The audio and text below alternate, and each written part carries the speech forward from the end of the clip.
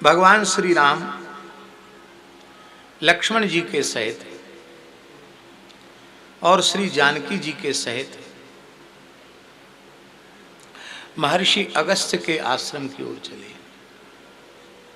मार्ग में उन्होंने विशाल अस्थि समूह देखा, हड्डियों का पहाड़ देखा। ऋषि मुनियों से पूछा कि ये क्या है? बोले महाराज, निश्चर निकर सकल मुनि खाए। निश्चरों का जो निकर है, समूह है, उन्होंने दंडकारण्य में तप करने वाले ऋषियों का भक्षण कर लिया है।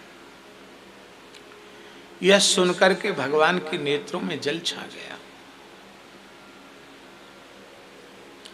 यहां कुछ बातें विचारणीय हैं।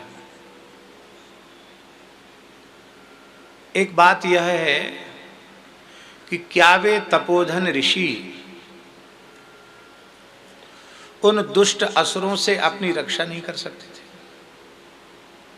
क्या उनमें स्वयं की रक्षा की सामर्थ्य नहीं थी? अथवा चलो रक्षा की सामर्थ्य नहीं थी तो भगवान से रक्षा की प्रार्थना नहीं कर सकते थे क्या?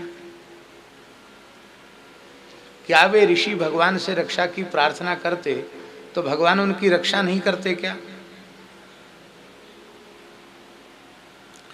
पर न उन्होंने रक्षा का प्रयत्न किया, न रक्षा की प्रार्थना की, न अपने अमोघ तपशक्ति का प्रयोग किया। क्यों? उसका मूल कारण है कि उन ऋषियों का तप करते करते करते करते देहाभिमान सर्वथा विगलित हो चुका था। ये मरना जीना जो है ना, वो सब देहाभिमान के कारण है। और देहाभिमान की निवृत्ति हो जाए तो क्या जीवित और क्या मरा हुआ? देहाभिमान नष्ट होने के बाद फिर शरीर रहे अथवा शरीर न रहे, इसका बहुत अधिक कोई प्रयोजन बचता नहीं। इसलिए ये देह तो भौतिक है, इसको जैसे नष्ट होना हो नष्ट हो जाए। हम तो आत्मस्वरूप हैं, भगवत रूप ही हैं, इस प्रकार का भाव उनमें प्रतिष्ठित हो चुका है। इसलिए वो देह नष्ट हो गया और भगवान के धाम को चले गए, कुछ नहीं हुआ। यही बात महर्षि शक्ति के संबंध में है। जब राक्षस ने शक्ति का भक्षण किया तो उसको भस्म नहीं कर सकते थे क्या?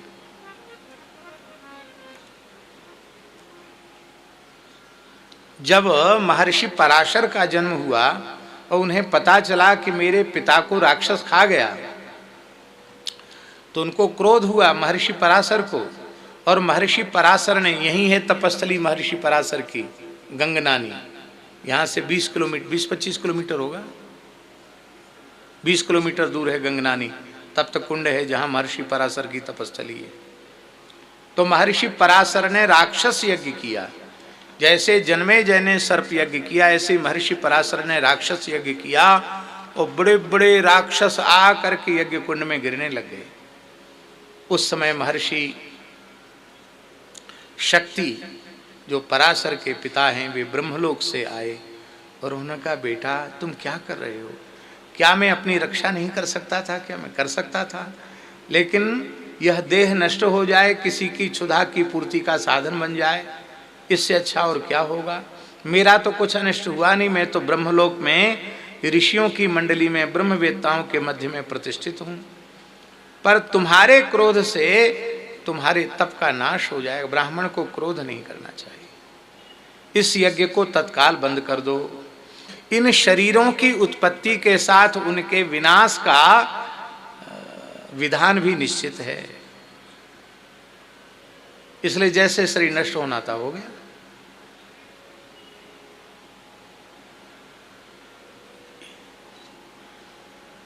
तो ज्ञान की सर्वोच्च कक्षा में प्रतिष्ठित होने के कारण ही इन ऋषियों ने न अपने शरीर की रक्षा के लिए अपनी अमोघ तप शक्ति का प्रयोग किया, ना ही भगवान से प्रार्थना की। जो भी देह नाश का विधान है उसको प्रसन्नतापूर्वक स्वीकार कर लिया।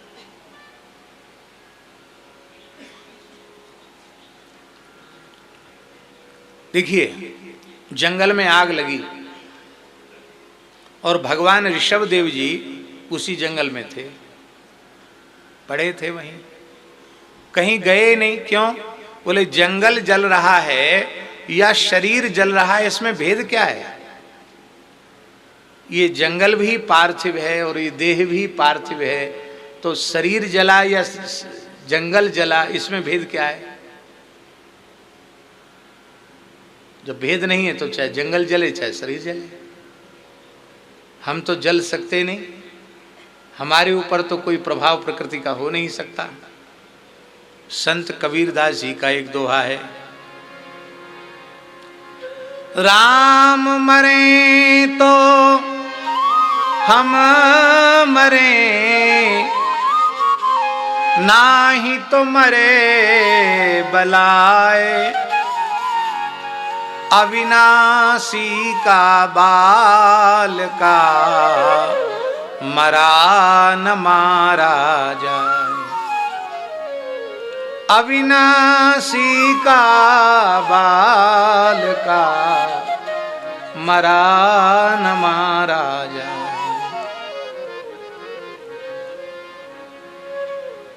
एक भाव, ये विशेष शास्त्रीय भाव है, और दूसरा एक और साधुशाही भाव है। क्या? बोले सकल मुनि खाए, निश्चर निकर सकल मुनि खाए।